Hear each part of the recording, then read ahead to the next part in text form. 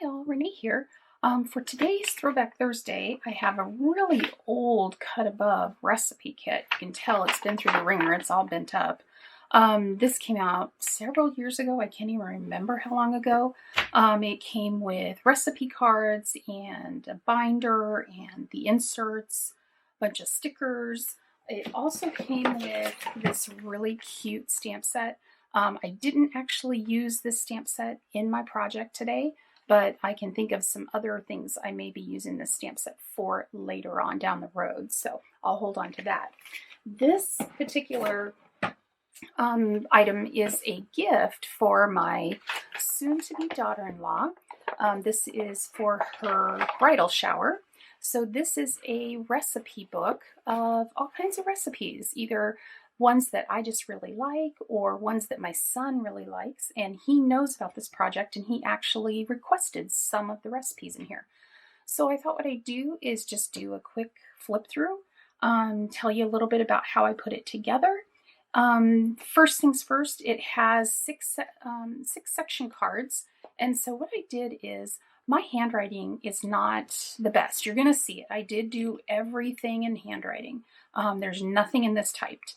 But what I did for these section pages, because I wanted them to be centered, I wanted them to look nice, is I found a font on my computer that I really liked. I measured this, and then I just created text boxes and centered it all, and then printed it out. And then I just used my light board. I'll have a link down below for you of the one that I have if it's still available. Got it off of Amazon. It's just an LED light pad. It plugs into my computer. It's really simple.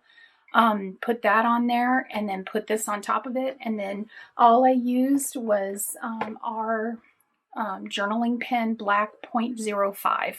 And that's how I got all of these pages. So I think it turned out really cute. I did put the tabs on. I didn't write on the tabs because I just don't trust myself not to mess them up. So they'll be what they are. So all of these section pages are all exactly the same. And on the other side, they just have a place for you to write little notes. It also has a really nice kitchen conversion chart that I think is great. And it has that on every one of them. So she'll have that inside every one of the section pages. Then within each section, I did break it down into 6 sections. So I'll show you that. I have appetizers and party food, breakfast and lunch, main dishes, which is my biggest section, side dishes, desserts and breads, and then I have a this and that, and I'll show you what I put in the this and that. So for appetizers and party food, and if there are any of these recipes that sound really good to you, just go ahead and you're welcome to them. Just freeze frame and take a screen capture. The first one I put in for her are these Crock Pot Party Meatballs. These are the easiest meatballs ever. You just use frozen meatballs. I get mine from Sam's. A jar of Heinz chili sauce and a jar of grape jelly. That's it. You mix those two together, put it in a crock pot. It's great for parties. Then I also left her throughout the book any blank recipe cards so she could add her own items. Jalapeno Papa Dip. This is really good. I'll try to keep my hands out if you wanted to capture a screen capture of this. So those are the only 2 appetizers / party foods that I have. I don't really make a lot of those kind of things, so hopefully she'll be able to fill this section in a little more as time goes on. Then under breakfast and lunch, this is one that my son absolutely loves. Trudy's Buttermilk Pancakes. They're pretty involved, but they are really good. And then a green chili breakfast casserole that I like to make. Cream chard and eggs. We actually have this for dinner sometimes, but I went ahead and put it in the breakfast and lunch area. This Crustless Quiche, we've had that a lot, and I'm sure that she will like making that. Then there are some stickers that come with the kit, so anywhere that I had space to put stickers, I just put stickers on the cards. So within main dishes, I have a lot for her. I'll just go through them quickly. Again, it gives you the conversion charts. Chipotle barbacoa beef. This is an awesome recipe. I got it off the internet, and it really does taste like the barbacoa beef that you get at Chipotle. Magic meatballs. Really, really fun. That they turn out great. Then I did say here you can put marinara for topping or yard sauce the other side. And on the other side of the recipe card, I put Priscilla from Priscilla and Chelsea. If you don't know who they are, just Google or put in the YouTube search window Priscilla and Chelsea yard sauce. This is Priscilla's recipe for yard sauce. It is great. It is a really great way to use up any tomatoes and basil and all kinds of other things that you have in your garden. You can also add eggplant and zucchini, and I haven't added any of those, but I've done just the regular with the tomatoes, fresh basil, onion, olive oil, and salt and pepper. Turns out great every time, and it freezes well. So I put that recipe in there for her. Football chili, mega easy, bunch of cans. Open them, put them in a crock pot, or you can even put it just in a pot on the stove. This is one my husband and I like, spicy chickpeas and beef. Really, really fast to make. It looks like a lot, but it's really fast. Dakota chicken. This is a really good recipe, but you got to plan ahead because it needs an overnight marinade. So, but it is a good one. And another little area where I put some stickers. Hot meat noodle. I know this is the craziest name, but it is so good. It's like an adult version of Hamburger Helper Chili Mac. So good. Or cheeseburger mac, not chili mac, cheeseburger mac. And it is so good. So I had to give her that recipe. Then cashew chicken. This is probably one of my son's favorite recipes. This is from, I used to belong to a group called Federally Employed Women. We did a lot of legislature type things, and we did a fundraiser probably, I want to say it was at least 25 years ago. And this was one of the recipes. Verly Walker, I'll never forget her. Verly Walker, this is her recipe. This turns out so good.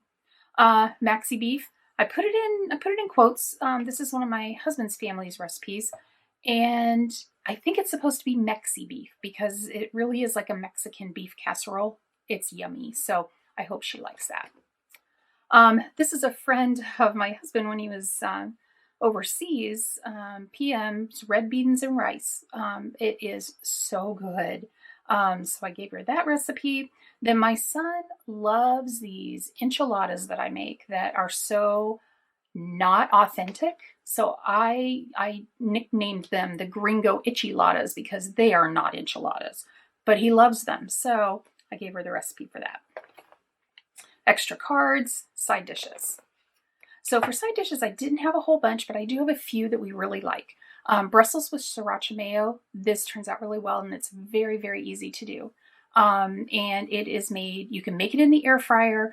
If you don't want to dig out your air fryer, you can make it in the oven and just bake your Brussels sprouts like you normally would until they're a little bit crispy, and then you can do the rest of the recipe. This Hawaiian macaroni salad, so good. Been to Hawaii several times, and the macaroni salad that is served, if you've ever been, when you get a lunch plate, you always get Hawaiian macaroni salad.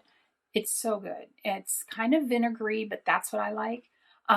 So I gave her that recipe as well. This garlic parmesan roasted cauliflower is really good and really easy. So I gave her that. And then this is a cream spinach recipe that I've been using for years, and it's surprisingly easy. I've made other cream spinach recipes that take you like hours and forever. This takes, my husband will put burgers on the grill, and by the time he is done barbecuing burgers, I'm done with the cream spinach. And it sounds weird to have cream spinach with hamburgers. It tastes good. Just try it. Desserts and breads. This is my mother-in-law's cornbread. Really, really good. Apple bread. And you know what? I put this backwards. See, I'm glad I'm going through this. So it needs to go like this. And unfortunately, I don't have any more stickers for that. But this is an apple bread, and my son actually made this when he was a kid. So I knew I had to put this recipe in here, and I even told her, P.S. Chris has made this, so maybe he'll make it for her. This is my husband's grandmother's bourbon balls. Yummy, yummy. And this is my super secret fudge. Oh my gosh, this is the easiest fudge. You make it in the microwave. It is unbelievably easy. So check it out. Then I have a section called This and That. And this is a place where I like to make a lot of my own seasonings. So I put some of those recipes in here. I also put my apple butter recipe in here. This turns out really, really good. And you can store it in the fridge or you can freeze it. It works great either way. The taco seasoning, my husband found this on the internet a few years ago. This is the best stuff. I will never ever buy pre-made taco seasoning again. This is just that good. And I make it up in a huge batch and then just put it in jars. This Mediterranean seasoning is so good on pork chops. So I gave her that one. This is a Kahlua recipe from a friend of mine, again, from Federally Employed Women. Carol Rushford was her name. And this Kahlua recipe actually turns out really good. It does take a while. It's 2 months for you to get it all the way through. Then I thought this would be fun to include. This is my husband's grandfather's cough medicine. It actually does work though. Bourbon, honey, and lemon juice. Combine it and sip it slowly and it actually does work. Poultry seasoning. I actually found this recipe last year when I was trying to find poultry seasoning at the grocery store when, as you know, the grocery stores don't have hardly anything in them. And I'm like, what am I going to do? I can't find any poultry seasoning. So I stood there in the grocery store aisle and looked on my phone for what's in poultry seasoning and found this recipe.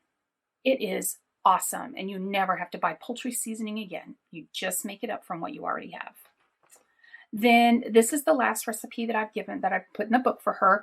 This is also my husband's from overseas, Warhawk hot buttered rum, but with my husband's little twist on it. Instead of using ice cream, he uses marshmallow cream, and it works perfect. This stuff tastes so good. And you can use the jars from the marshmallow cream to store the hot buttered rum. So you just put it in the freezer. Then what I did was I just gave her the rest of the pages with these empty recipe cards. Then I have these cards. The way these recipe cards worked is you have your recipe, but if it's too big for one card, you can use one of these expansion cards. And on the back of the expansion card is just some gingham on these. So I'll just give you a quick run through. These are the stickers. They're really nice stickers. I'd like to be able to buy some more of these stickers. That one, and that one. Then there are some additional cards. I really love the background of this one. So a whole stack of these, and then a whole stack of these. So there's about 10 of these. That's one side and that's the other of it. So I hope she really likes this gift, and I hope that Close to My Heart brings this Cut Above kit back. They did do some Christmas recipe cards last year. So if this is something that you're interested in, keep a lookout for it.